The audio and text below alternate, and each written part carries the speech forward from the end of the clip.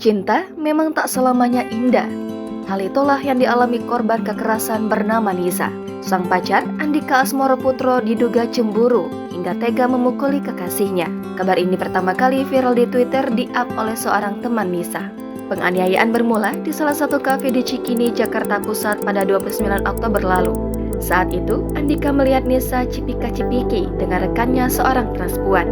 Melihat hal itu, Andika terbakar api cemburu. Korban Nisa disiksa mulai dari kafe hingga dibawa ke indekos di kawasan Mangga Besar.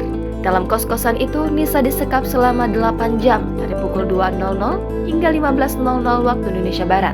Nisa dipukuli hingga babak belur oleh sang kekasih.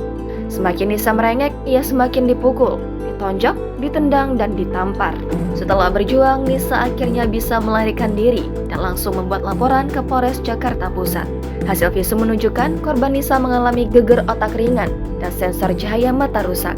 Hingga kini, belum diketahui bagaimana kelanjutan kasus tersebut. Jangan lupa subscribe, share, komen, dan like ya!